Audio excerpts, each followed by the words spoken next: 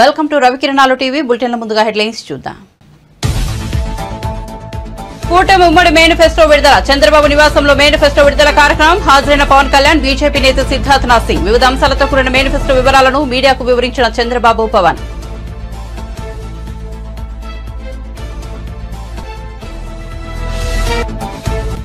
కొండేపి నియోజకవర్గం టంగుటూరులో ప్రచార బేరీ. నాయకుడంటే ప్రజలకు నమ్మకంగా ఉండాలన్న సీఎం జగన్. సంక్షేమ పథకాలు కొనసాగాలంటే వైసీపీకి ఓటు వేయాలని పిలుపు.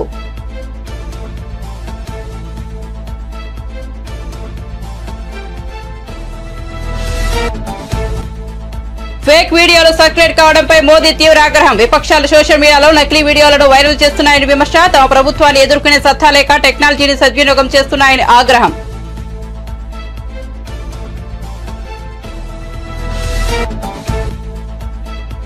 రామప్ప దేవాలయంలో ఉన్న శివుడి సాక్షిగా ఆగస్టులోగా రైతు రుణమాఫీ చేస్తానన్న సీఎం రేవంత్ రెడ్డి. రిజర్వేషన్ రద్దు చేసేందుకు మోడీ, అమిత్ షాలు కుట్ర చేస్తున్నారని ఆరోపణ.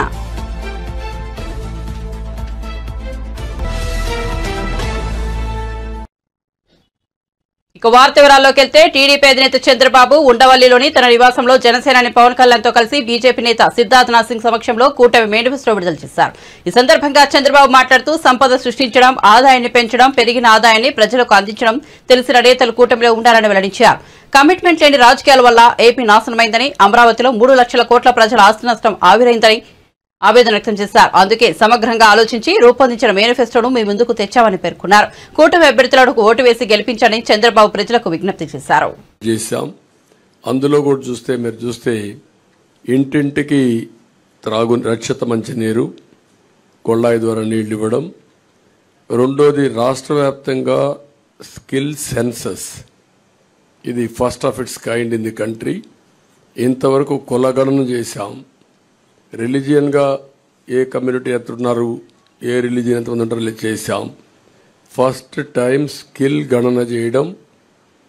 అంటే స్కిల్ ఎవరికి ఎలాంటి స్కిల్స్ ఉన్నాయి, ఎలాంటి స్కిల్స్ సమాజంలో మెరుగైన అవకాశాలు ఉంటాయి, ప్రపంచంలో ఎలాంటి డెవలప్మెంట్ జరుగుతాయి, ఎలాంటి స్కిల్స్ మన యువతకు కానీ అందరికి కానీ ఇవ్వగలిగితే ప్రొడక్టివిటీ పెరుగుతుంది అనే దానిపైన మెయిన్గా ఫోకస్ చేయడం కోసం దీన్ని పెట్టుకోవడం జరిగింది.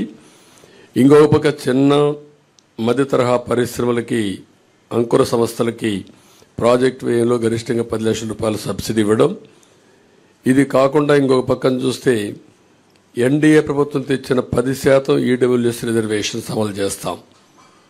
అది economically middle class, all OCs ఎవరైతే ఉన్నారో వాళ్ళల్లో 10% ఈడబ్ల్యూఎస్ రిజర్వేషన్స్ పెట్టి, అందులో కూడా ఎకనామికలీ బ్యాక్వర్డ్కి రిజర్వ్ చేసి విద్యా ఉద్యోగాల్లో ప్రాధాన్యత ఇస్తాం.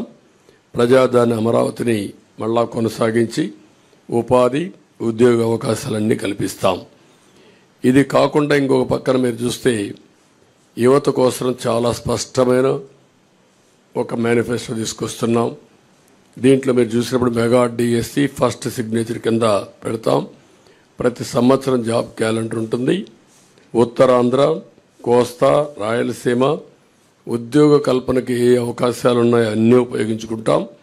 ఎంఎస్ఎంఈకి ఎక్కువ ప్రోత్సాహం ఇస్తాం. పరిశ్రమలకు అనుకూలంగా పాలసీలు తీసుకొస్తాం.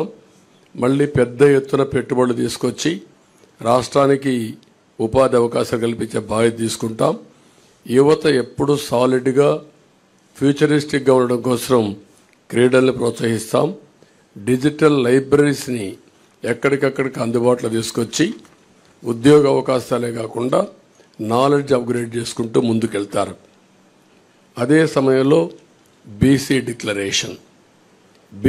డిక్లరేషను మేము జైహో బీసీ పెట్టాం. బీసీ డిక్లరేషన్ తీసుకున్నాం. 50 సంవత్సరాలకే నెలకు 4,000 రూపాయల పెన్షన్ బీసీలకు ఇస్తాం. బీసీలకు వాళ్ళ రక్షణ కోసం ప్రత్యేకమైన చట్టం ఒకటి తీసుకొస్తాం. బీసీ సబ్ ప్లాన్ ద్వారా 5 ఏళ్లలో 1,50,000 కోట్లు ఖర్చు పెట్టి తద్వారా వారి యొక్క వృత్తిపరంగా, చేతిపరంగా వాళ్ళకు పూర్తి సహకారం ఇచ్చి వాళ్ళ పైకి తీసుకొచ్చే కార్యక్రమాలు తీసుకుంటాం.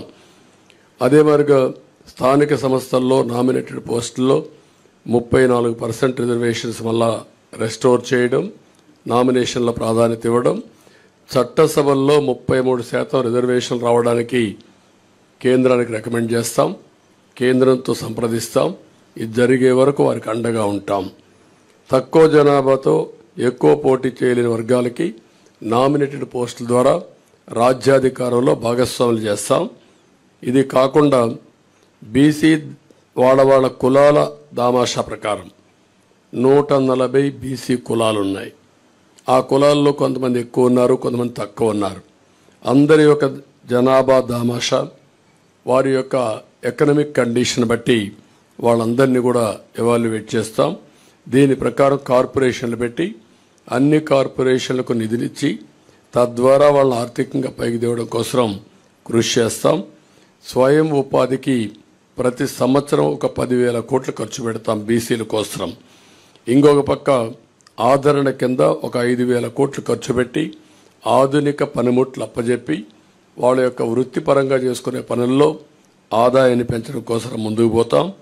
ఒక్కొక్క కులంలో వారసత్వంగా కొన్ని వృత్తులు వస్తూ ఉంటాయి. ఈరోజు యాదవులు ఉన్నారు. యాదవులు ఎప్పుడు కూడా పాడి పరిశ్రమ పైన ఎక్కువ ఆధారపడతారు. అందుకే ఈసారి పాడి పరిశ్రమకు కూడా ఇన్సూరెన్స్ పెట్టి అన్ని ఆవులు. నాయకుడు అంటే ప్రజలకు నమ్మకం ఉండాలని ఏపీ సీఎం జగన్ అన్నారు. మంగళవారం కొండేపి నియోజకవర్గం టంగుటూరులో ప్రచార వేళలో సీఎం మాట్లాడారు.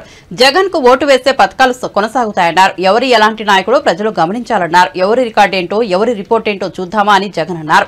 ఎవరిది బోగస్, ఎవరిది ప్రోగ్రెస్ అనేది తేల్చుదామా అన్నారు. తాము అధికారంలోకి వచ్చాక 2.31 లక్షల ఉద్యోగాలు ఇచ్చామన్నారు. తాము చేసిన పనులు మీ కళ్ల ముందు కనిపిస్తున్నాయని, సంక్షేమ పథకాలు కొనసాగాలంటే వైసీపీకి ఓటు వేయాలన్నారు. మీ అందరి సమక్షంలో నిలుచుని అందరినీ కూడా ఆలోచన చేయమని కోరుతా ఉన్నా.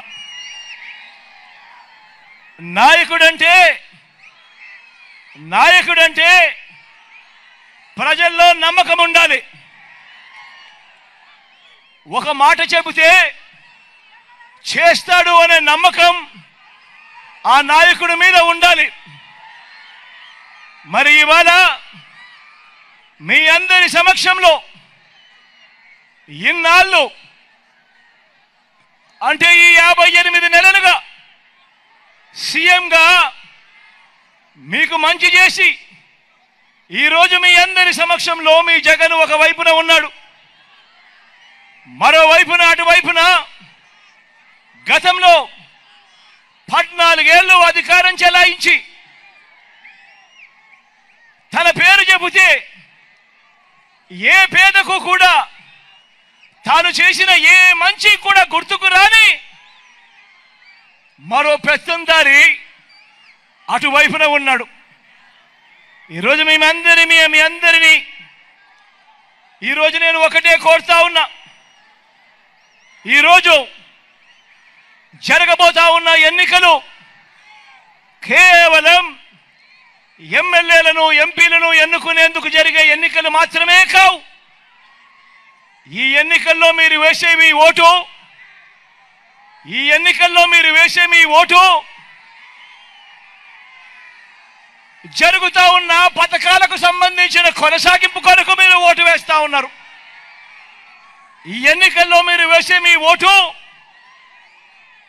పేదవాడి భవిష్యత్తు, పేదవాడి తలరాతలను మార్చిపోయేదే మీరు వేసే ఈ ఓటుతో. ఈ విషయం ప్రతి ఒక్కరూ కూడా గుర్తెరగమని కోరుతా ఉన్నా. మీ జగన్కు ఓటు వేస్తే పథకాలన్నీ కూడా కొనసాగింపు. అదే పొరపాటున చంద్రబాబుకు ఓటు వేస్తే పథకాలన్నీ ముగింపు, మళ్ళీ మోసపోవటమే. చంద్రబాబుకు ఓటు వేస్తే ఏం జరుగుతుంది? మళ్ళీ చంద్రముఖి నిద్రలేస్తుంది. లుకలుక అంటూ మళ్ళీ 5 ఏళ్ళు మీ అందరి రక్తం తాగేందుకు మీ తలుపు తడుతుంది. ప్రతి ఒక్కరూ కూడా గమనించమని చెప్పి మీ అందరితో కూడా కోరుతా ఉన్నా. ఈరోజు మీ ముందు నిలబడి ఈరోజు మీ అందరి సమక్షంలో అడుగుతా ఉన్నాను.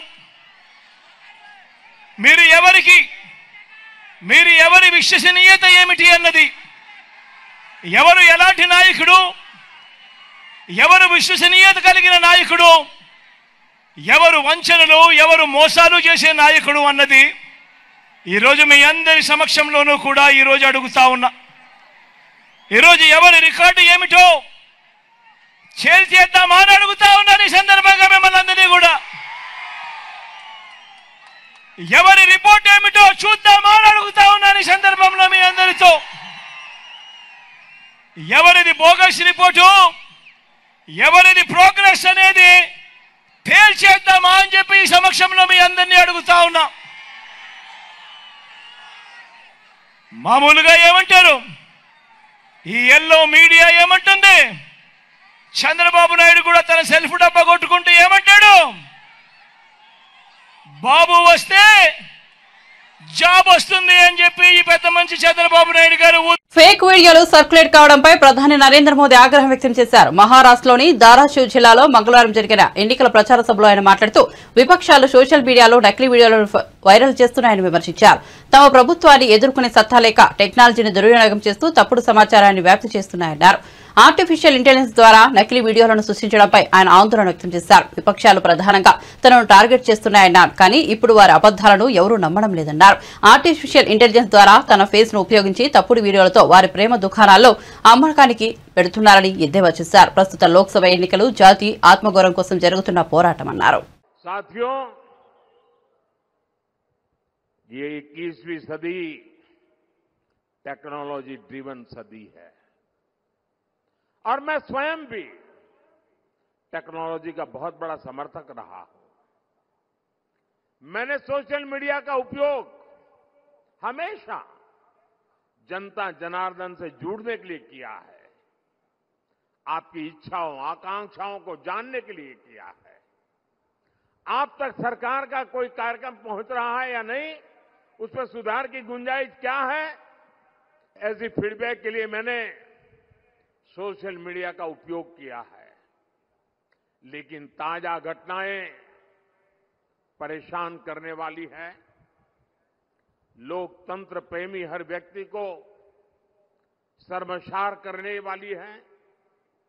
जो लोग भाजपा से एनडीए से मुद्दों के आधार पर, सच्चाई के आधार पर, अपने कार्य के आधार पर आमने सामने राजनीतिक लड़ाई नहीं लड़ पा रहे हैं, वो अब सोशल मीडिया पर फेक वीडियो फैला रहे हैं. हमारी पार्टी के अलग अलग नेताओं की आवाज में आर्टिफिशियल इंटेलिजेंस का उपयोग करके कभी मेरी आवाज, कभी हमारे अमित भाई की आवाज, कभी हमारे नड्डा जी की आवाज, कभी हमारे मुख्यमंत्रियों की आवाज, और जो कभी हमने सोचा भी ना हो ऐसे वाक्य हमारे मुंह में रख करके आग लगाने की कोशिश कर रहे हैं. ऐसी खबरों से, ऐसे वीडियो से समाज के अंदर तनाव पैदा करने का षड्यंत्र चल रहा है. देश में अगर शांतिपूर्ण चुनाव चलते रहे तो इनके इरादे कभी भी सफल नहीं हो सकते. और इसलिए आने वाले 1 महीने के अंदर अंदर देश में कोई बड़ी हरकतें करने का इनका इरादा है. और मैं एक बड़ी गंभीरता से उन पर आरोप लगा रहा हूं. सामाजिक तनाव पैदा करके अनहोनी घटनाएं घटे, इसके खेल खेले जा रहे हैं. और इसलिए मैं छत्रपति शिवाजी महाराज की सातारा की पवित्र धरती से देशवासियों को कहना चाहता हूं, मीडिया के मेरे साथियों को कहना चाहता हूं कि लोकतंत्र की भलाई के लिए, देश में सुख शांति के लिए, देश की एकता के लिए कृपा करके जो भी फेक वीडियो निकलते हैं उनको हम एक्सपोज करें. ऐसे कोई भी वीडियो, कोई भी तस्वीर आपके व्हाट्सएप पर आए तो किसी सोशल मीडिया पर दिखे तो मेरा रिक्वेस्ट है पुलिस को जानकारी दे। उसको फॉरवर्ड करने से पहले सोचिए कहीं वो आपका भी नुकसान कर देगी, क्योंकि कानून बहुत कड़क है और मैं नहीं चाहता हूं कि निर्दोष नागरिक इसके शिकार हो जाए। और इसलिए ये फेक वीडियो इन सब से हमारे समाज को बचाना हमारा दायित्व है। और ऐसे लोगों के विरुद्ध मैं इलेक्शन कमीशन से भी विशेष रूप से रिक्वेस्ट करता हूं कि आप उनके ओर कठोर कार्रवाई करने के लिए कदम बढ़ाएं। బీఆర్ఎస్ బీజేపీ పార్టీలపై విమర్శలు గుప్పించారు సీఎం రేవంత్ రెడ్డి. అధికారం కోసం బీజేపీ రాముని కూడా వదలటం లేదని విమర్శించారు. దేవుడు గుడిలో ఉండాలి, భక్తి గుండెల్లో ఉండాలని అన్నారు. గుండు అరగుండు ఇద్దరు బస్టాండ్లో దేవుడు బొమ్మ చూపించి డబ్బు అడుక్కున్నట్లు రాముడితో రాజకీయం చేస్తున్నారని అన్నారు. రిజర్వేషన్లు రద్దు చేసేందుకు మోదీ అమిత్ షాలు కుట్ర చేస్తున్నారని ఆరోపించారు. రాజ్యాంగాన్ని సవరించేందుకే ఈసారి 400 సీట్ల నినాదంతో వస్తున్నారని తెలిపారు. ఈసారి బీజేపీ వస్తే ఎస్సీ, ఎస్టీ, బీసీ రిజర్వేషన్లు రద్దు చేస్తారని, బీజేపీని ఓడిస్తే మన రిజర్వేషన్లు కొనసాగుతాయని తెలిపారు. ఎన్నికలైన వెంటనే మోదీ దళితులు, బలహీన వర్గాల మీద సర్జికల్ స్ట్రైక్స్ చేస్తారని ఆరోపించారు. కేసీఆర్ కుట్రలను చూసే కోదండరాం కమ్యూనిస్టు పార్టీలు కాంగ్రెస్ కు మద్దతు పలికాయని తెలిపారు. రామప్ప దేవాలయంలో ఉన్న శివుడు సాక్షిగా 15 ఆగస్టులోగా రైతు రుణమాఫీ చేస్తారని ప్రకటించారు సీఎం రేవంత్ రెడ్డి. మీకందరికీ నేను చెప్పదలుచుకున్నా, ఈ ప్రభుత్వం ఎవడో ఆశామాసిగా తెచ్చింది కాదు.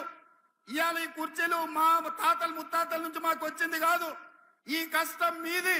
మీ రక్తాన్ని చెమటగా మార్చి మీ భుజాలు కాయలు కాసే విధంగా 3 రంగుల జెండాను మోసి ఇవాళ ఈ ప్రభుత్వాన్ని తెచ్చిండ్రు. ఈ ప్రభుత్వం మీ ప్రభుత్వం. అందుకే ఈ ప్రభుత్వం ఆడబిడ్డలకు ఆర్టీసీ బస్సు ఉచిత ప్రయాణం ఇచ్చింది. అందుకే మీ ప్రభుత్వం ఆరోగ్యశ్రీలో 10 లక్షల రూపాయలు పేదవాళ్లకు ఉచితంగా ఇచ్చింది. అందుకే మీ ప్రభుత్వం ఆడబిడ్డలకు 500 రూపాయలకే సిలిండర్ ఇచ్చింది. అందుకే మీ ప్రభుత్వం ఆడబిడ్డలకు 500 రూపాయల సిలిండరే కాదు, 4,50,000 ఇందిరమ్మ ఇండ్లు, 22,500 కోట్లతోని పేదోళ్ళకి ఇండ్లు ఇచ్చింది. అందుకే ఈ ప్రభుత్వం ప్రతి పేదవాడి ఇంట్లో వెలుగులు చూడాలి, పేదవాడి కళ్ళల్లో ఆనందం చూడాలి అని 200 యూనిట్లు ఉచితంగా ఈ ప్రభుత్వం మీకు ఉచిత కరెంట్ ఇచ్చింది. తెలంగాణ ఉద్యమమే నియామకాలు. తెలంగాణ నిరుద్యోగులకు వచ్చిన 3 నెలల్లో 30,000 ఉద్యోగాలు ఇచ్చి నిరుద్యోగ యువకులని ఈ ప్రభుత్వం ఆదుకున్నది. బీసీ జనాభా లెక్కలు కట్టమని చెప్పింది. ఇట్లా చెప్పుకుంటూ పోతే 100 రోజుల్లో బ్రహ్మాండమైన పథకాలు చేసి ఈరోజు తెలంగాణ సమాజంలో ఒక మంచి పేరు తెచ్చుకున్నది. రైతు రుణమాఫీ గురించి మాట్లాడిండ్రు. నేను మళ్ళొక్కసారి హుజూరాబాద్ వేదిక మీద నుంచి తెలంగాణ రైతాంగానికి మాట ఇస్తున్నా. రామప్ప దేవాలయంలో ఉన్న శివుడి సాక్షిగా నేను మాట ఇస్తున్నా. 15 ఆగస్టు లోపల ఈ రాష్ట్రంలో ఉండే రైతాంగానికి మొత్తం రుణమాఫీ చేస్తా. మీకు రుణపడి ఉన్నది మా ప్రభుత్వం. మీ రుణం తీర్చుకున్న బాధ్యత ఈ ప్రభుత్వాది. అందుకే 15 ఆగస్టు లోపల ప్రతి కార్యకర్తకు నేను చెప్తున్నా, తండాలలో, గూడాలలో, మారుమూల పల్లెల్లో ప్రతి ఇంటికి పోండి, ప్రతి తలుపు తట్టండి, ప్రతి గుండెకు చేరండి, ప్రతి రైతుకు చెప్పండి 15 ఆగస్టు లోపల మా రేవంత్ అన్న మీ రైతు రుణమాఫీ చేస్తాడని చెప్పండి. లేకపోతే ఈ ప్రభుత్వం ఉండి కూడా ఉపయోగం లేదని నేను భావిస్తున్నా. అందుకే సోదరులారా, మీ ఆకాంక్షలు నెరవేర్చే బాధ్యత మనది. ఇవాళ వెల్జాల రాజేందర్ రావును కరీంనగర్ పార్లమెంటు నియోజకవర్గం నుంచి 1,00,000 మెజార్టీతో గెలిపించండి. గుండు అరగుండు మనకి ఇచ్చింది ఏంది లేదు. నరేంద్ర మోడీ ఇచ్చింది ఏందా అంటే, నరేంద్ర మోడీ ఇచ్చింది ఈ గాడిద గుడ్డు మాత్రమే. గ్రామ గ్రామంలో చెప్పండి, బీజేపీ ఇచ్చిన గాడిద గుడ్డు గాల్లో కలిసిపోద్ది. ఎవరిని కూడా ఉపేక్షించేది లేదు. వెల్జాల రాజేందర్ రావును కరీంనగర్ పార్లమెంటు నుంచి గెలిపించండి. వాళ్ళ కుటుంబం ప్రజాసేవ చేసింది. వాళ్ళ తండ్రి జగపతిరావు గారు 2 సార్లు ఎమ్మెల్యేగా, ఎమ్మెల్సీగా ఈ ప్రాంతానికి సేవలు అందించిండు. వారిని గెలిపించండి. మీకు అండగా నిలబడే బాధ్యత నాది. మీరందరు 1,00,000 మెజార్టీ ఇస్తారు కదా, ఇస్తారా? ఇస్తారా? లక్ష రెడీ కదా? ఇవి న్యాయానికి నేరానికి మధ్య జరుగుతున్న ఎన్నికలని ఏపీపీసీసీ అధ్యక్షురాలు వైఎస్ షర్మిల అన్నారు. ఈ ఎన్నికల్లో వైఎస్ రాజశేఖర్ బిడ్డ ఓడిందంటే నేరం గెలిచిందని అర్థమని అన్నారు. రావులపాలెంలో ఆమె మీడియాతో మాట్లాడారు.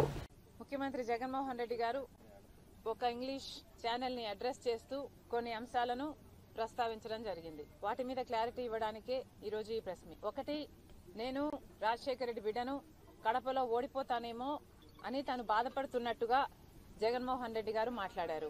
జగన్మోహన్ రెడ్డి గారిని రాజశేఖర రెడ్డి బిడ్డ అడుగుతుంది, నీ చెల్లెలు రాజశేఖర రెడ్డి బిడ్డ ఓడిపోతుంది అని మీరు బాధపడుతుంటే మరి సౌభాగ్యమ్మ గారు చెప్పినట్టు, చిన్నమ్మ గారు లేఖ రాసినట్టు అవినాష్ రెడ్డి గారిని బరిలో నుంచి ఎందుకు మీరు తప్పించటం లేదు? ఇప్పటికైనా ఆలస్యం కాలేదు, విత్డ్రాస్ చేసుకునే అవకాశం ఉంది.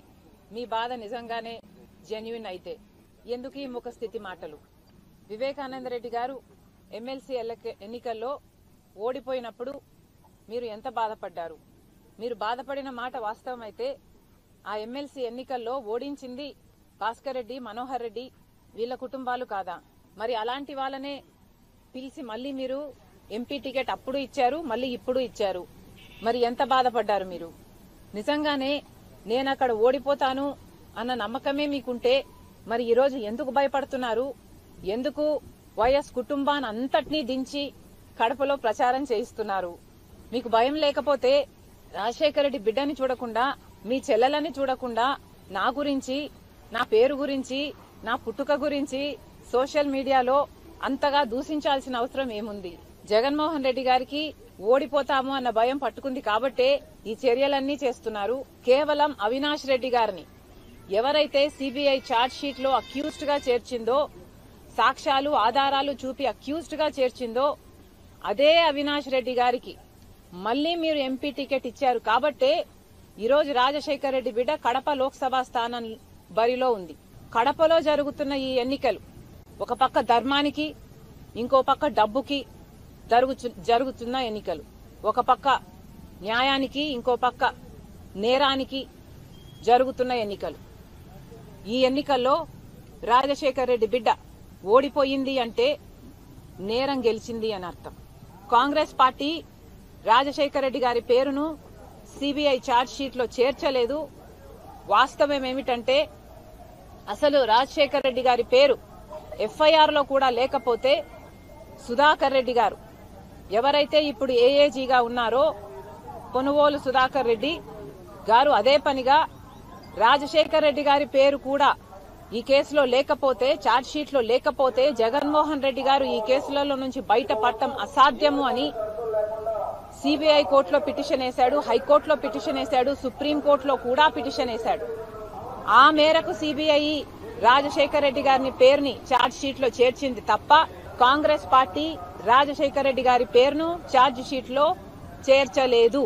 కొడుకయ్యుండి ఎంత దుర్మార్గం కాకపోతే సొంత తండ్రి పేరుని ఛార్జ్ షీట్ లో చేర్పిస్తాడు. చేర్పించిన వ్యక్తిని ఈయన ముఖ్యమంత్రి అయిన 6 రోజుల్లోనే ఏఏజీ పదవిని కట్టబెడతాడు.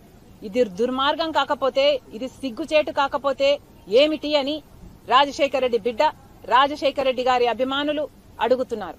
గత 5 సంవత్సరాలుగా జగన్మోహన్ రెడ్డి గారు కేంద్రంలో మోడీ చేతిలో ఒక రిమోట్ కంట్రోల్ గా ఉన్నారు.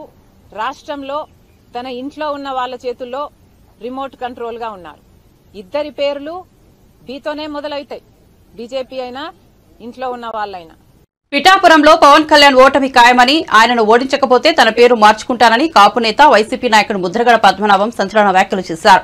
రంగులు వేసుకుని వచ్చేవారని ప్రజలు నమ్మరని అన్నారు. రాష్ట్రం చంద్రబాబు జాగీరు కాదని చెప్పారు. మన వద్దకు వచ్చిన వారికి మర్యాద చేయడాన్ని తన తండ్రి నేర్పారని, మా ఇంటికి ఎవరు వచ్చినా భోజనాలు పెడతామని అన్నారు.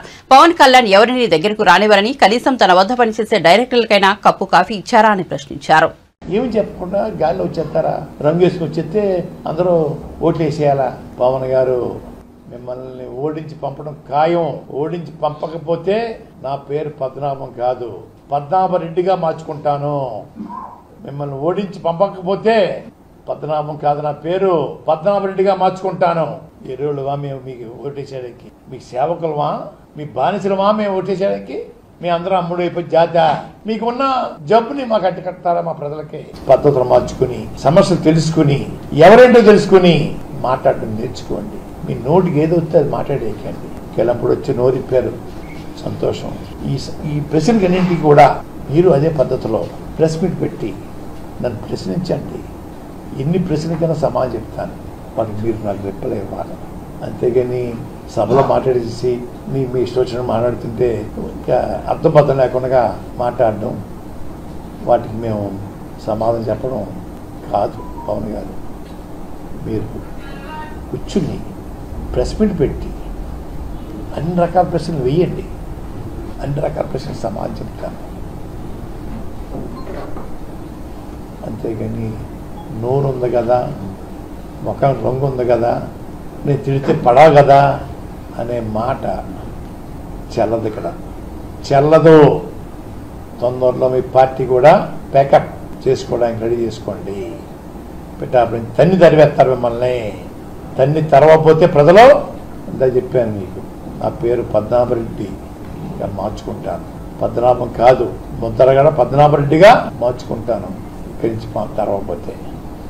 తెలంగాణ ముఖ్యమంత్రి రేవంత్ రెడ్డికి ఢిల్లీ పోలీసులు సమన్లు జారీ చేయడం ఆశ్చర్యం కలిగించిందని సిపిఐ జాతీయ కార్యదర్శి కె నారాయణ అన్నారు. హైదరాబాద్ హిమైత్ నగర్ లో ఏర్పాటు చేసిన మీడియా సమావేశంలో ఆయన మాట్లాడారు. ఒకవేళ సీఎం రేవంత్ రెడ్డిని అరెస్ట్ చేస్తే మోదీ పత్రం ప్రారంభమైనట్లేనని హెచ్చరించారు.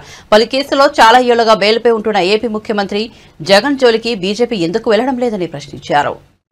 ఇప్పుడు ఎన్నికల్లో బిజీగా ఉన్నారు. ఇప్పుడు ముఖ్యమంత్రిని ఢిల్లీకి రమ్మని చెప్పడం అంటే అర్థం ఏంటంటే మీ క్యాంపెయిన్ ఆపేసుకొని డిస్టర్బ్ చేసామని చెప్పాలి.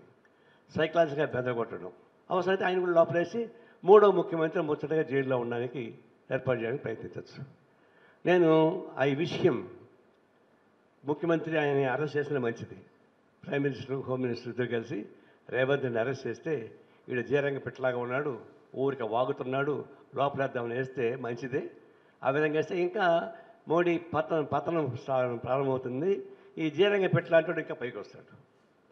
ఒక విధంగా అది మంచిదే. అయితే నేను చెప్పేది ఏంటంటే ప్రజాస్వామ్య సొత్తానికి వ్యతిరేకం కదా. నీకు వ్యతిరేకంగా మాట్లాడాలని జైల్లో పెట్టడానికి ప్రయత్నిస్తున్నారు. మీకు అనుకూలంగా ఉన్న డకాయిట్స్ అంతా మీతో ఉన్నారు.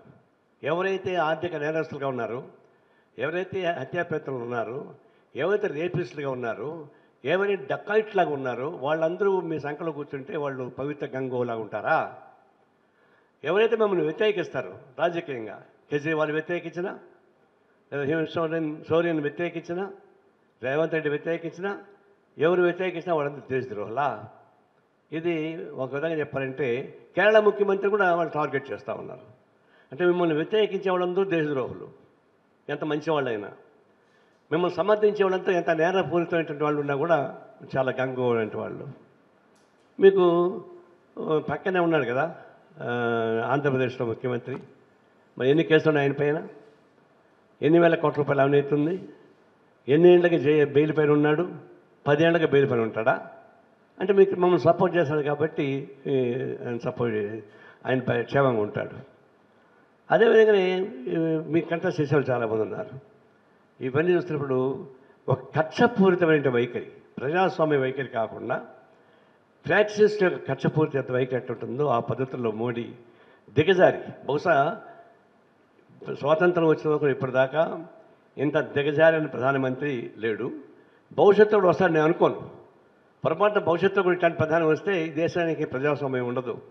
మళ్ళీ హిట్లర్ పరిపాలన రావడం తప్ప ఇంకొక మార్గం లేదు. అది ప్రమాదం. కానీ జనం ఒప్పుకోవడం లేదు. ఎందుకు దిగజారి మాట్లాడుతున్నాడు? బాగా తెలిసినటువంటి రెండవ దఫా ఎన్నికలు జరిగిన తర్వాత నార్త్లో, ఉత్తరాదిలో వాళ్ళు చాలా ఎక్కువ ఆశలు పెంచుకున్నారు. అయోధ్య రాముడు కాపాడాలనుకున్నారు. కానీ వాళ్ళకి సీట్లన్నీ వచ్చేటువంటి అవకాశం కనపడలేదు. ఎప్పుడైతే ఉత్తరాది పడిపోతున్నాడో దక్షిణాది అద్దెకి రాదు.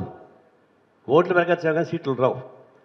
అందువల్ల ఇప్పుడు దిగజారిపోయి రకరకాల పద్ధతుల సెంటిమెంట్ రెచ్చగొట్టి అరాచకాన్ని సృష్టించి మళ్ళీ ఏదో ఒక పదం మేము గెలవాలనేటువంటి ఒక దిగజారుడు పద్ధతుల్లో ప్రధానమంత్రి మాట్లాడుతూ ఉంటే అది హోమ్ మినిస్టర్ సై అని చెప్పని వాడు సైన్యాన్ని పంపించి దాడులు చేస్తూ ఉన్నాడు. ఇది ఓటమి దిశగా ఉన్నటువంటి ఎన్డీఏ ప్రభుత్వం ఓడిపోయేటువంటి అవకాశం ఉన్న తర్వాత అవుట్ ఆఫ్ డిస్ప్రెషన్, నిరాశ నిస్పృహ నుంచి చూసేటువంటి వాగుడు తప్ప ఇంకోటి కానే కాదు. ఆ విధంగా వాళ్ళు ఇబ్బంది పడుతున్నారు. ఇక్కడ కేసీఆర్ ఏమంటున్నాడు, టీఆర్ఎస్ నాయకులు నాకు వాళ్ళకి 200 సీట్లు పైన రావు, మోడీకి హాంగ్ గవర్నమెంట్ సెంటర్లో వస్తుంది, నా పైనే డిపెండ్ అయ్యేటువంటి గవర్నమెంట్ రావాలి కాబట్టి నాకు 12 సీట్లు వస్తాయి, 20 సీట్లు ఆయన చెప్పాడు, 15 సీట్లు వస్తాయని చెప్పేసి అని అంటున్నాడు. అంటే అంత పెద్ద ఆవులు వేసేవాడికి 200 సీట్లు వస్తే నీకేం వస్తాయి? నీకు 0 వస్తుంది. బులెటిన్ ముగించే ముందు హెడ్లైన్స్ మరోసారి చూద్దాం. కూటమి ఉమ్మడి మేనిఫెస్టో విడుదల. చంద్రబాబు నివాసంలో మేనిఫెస్టో విడుదల కార్యక్రమం. హాజరైన పవన్ కళ్యాణ్, బీజేపీ నేత సిద్ధార్థనాథ్ సింగ్. వివిధ అంశాలతో కూడిన మేనిఫెస్టో వివరాలను మీడియాకు వివరించిన చంద్రబాబు, పవన్.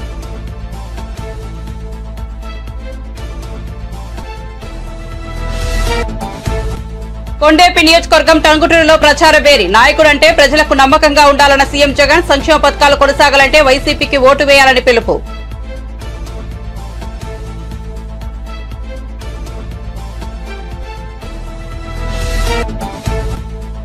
ఫేక్ వీడియోలు సర్క్యులేట్ కావడంపై మోదీ తీవ్ర ఆగ్రహం. విపక్షాలు సోషల్ మీడియాలో నకిలీ వీడియోలను వైరల్ చేస్తున్నాయని విమర్శ. తమ ప్రభుత్వాన్ని ఎదుర్కొనే సత్తా లేక టెక్నాలజీని సద్వినియోగం చేస్తున్నాయని ఆగ్రహం.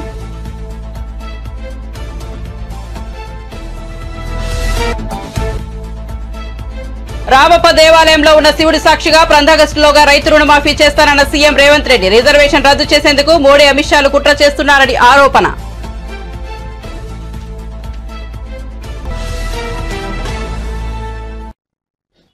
మరిన్ని అప్డేట్స్ కోసం చూస్తూనే ఉండండి రవికిరణాలు టీవీ.